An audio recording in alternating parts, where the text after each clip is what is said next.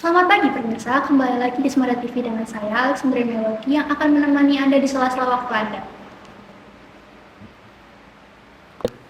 Banyak sekali kendala-kendala saat melakukan pemilu di tahun ini, saat memilih atau saat menghitung hak suara. Kendala tersebut masih menjadi pertanyaan, mengapa kendala seperti itu bisa terjadi? Padahal negara Indonesia adalah negara demokrasi. Informasi lebih lanjut kita serahkan kepada reporter kita yang sudah ada di tempat. Ya, dengan saya Diri Selifari akan menanyakan tentang pemilu kemarin.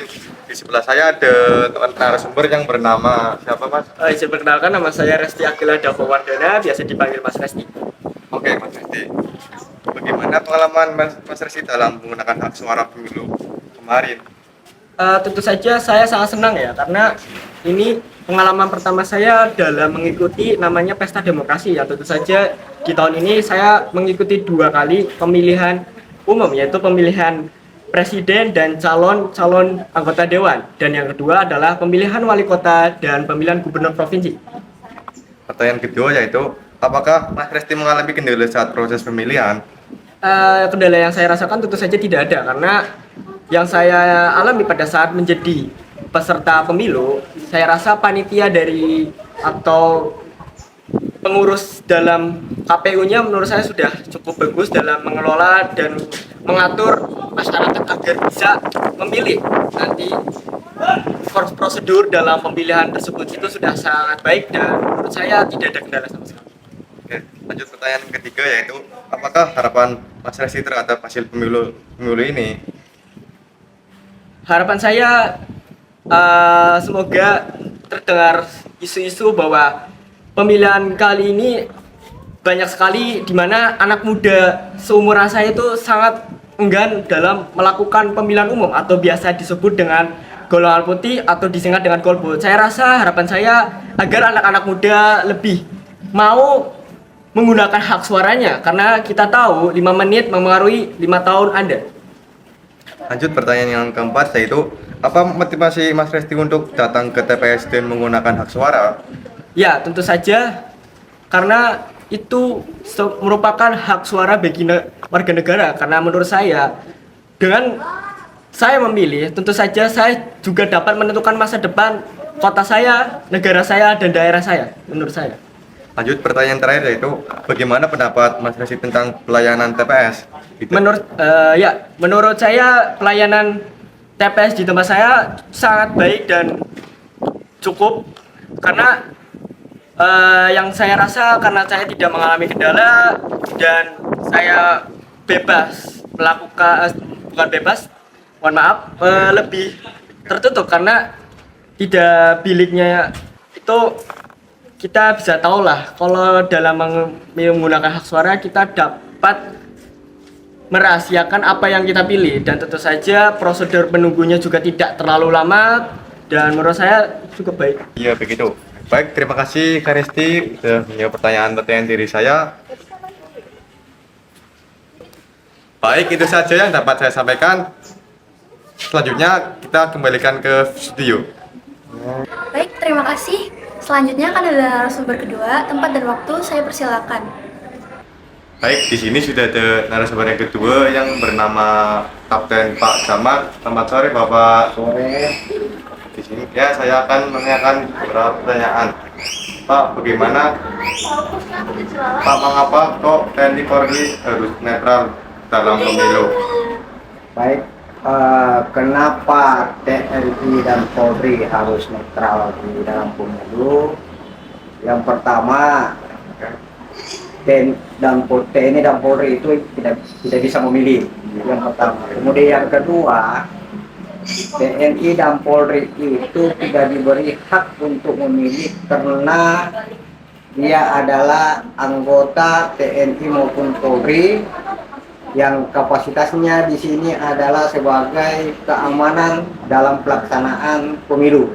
Itu yang kedua. Kemudian yang ketiga, kalau TNI Polri diberi hak untuk memilih, dalam hal ini tidak netral, ataupun diberi hak untuk memilih, nanti dikhawatirkan nanti pada saat pemilihan itu tidak akan netral. Saya kira begitu. Lanjut pertanyaan kedua yaitu, bagaimana upaya pengaman selama proses pemilu berlangsung? Nah, pengamanan di TNI dan Polri pada saat pemilihan berlangsung itu dari awal kita sudah ada disosialisasikan kepada aparat di tingkat bawah. Dalam hal ini anggota kita diberi arahan bagaimana caranya dia nanti itu pengamanan, jangan sampai dia salah bertindak untuk melakukan pengamanan.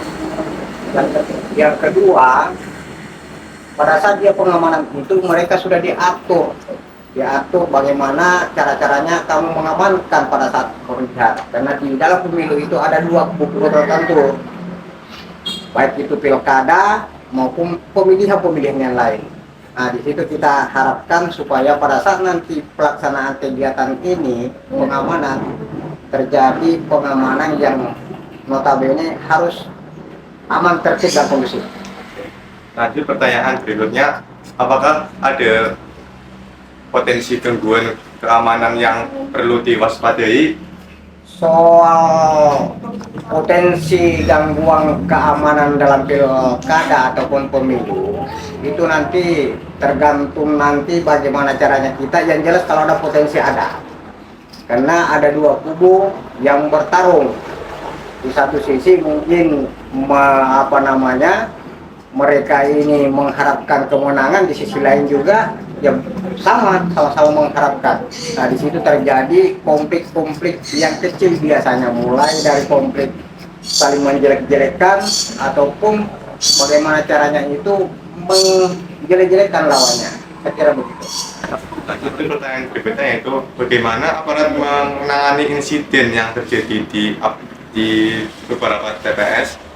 Nah, untuk menangani insiden apabila terjadi di masing-masing TPS, dari awal prajurit itu sudah dibekali dan sudah diarahkan apabila terjadi ataupun insiden yang terjadi di TPS ataupun di tempat-tempat lain, ya kita sudah berkoordinasi dengan aparat yang lain yang ada di TPS untuk jangan sampai terjadi konflik atau insiden di wilayah itu. Dari awal kita sudah mengantisipasi hal itu, dan selama ini belum pernah terjadi insiden di tempat-tempat TPS.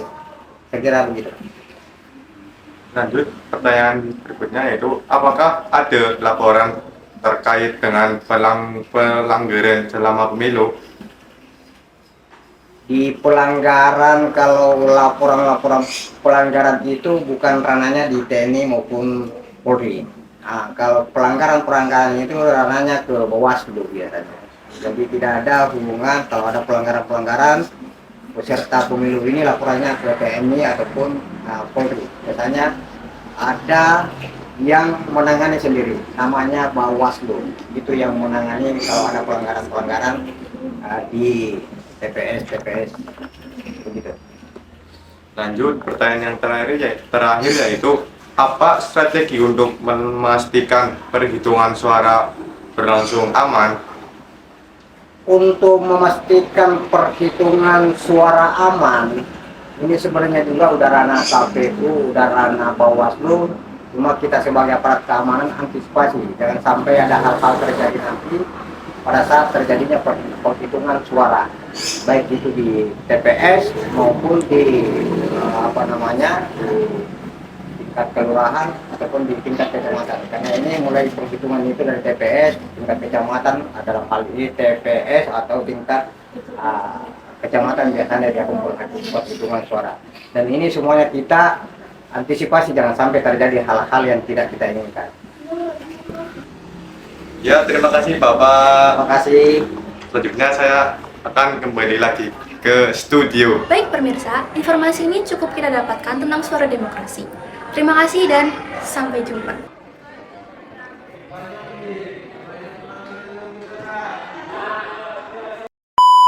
Selama waktu Anda. Bacane. Pak. Di sini bagaimana Pak Dery kira-kira? Habis banjir kayak gini kondisinya. Apa ya? Siap, Kio, nah. Gak apa-apa. Kata ngawin kucing-kucing kamu.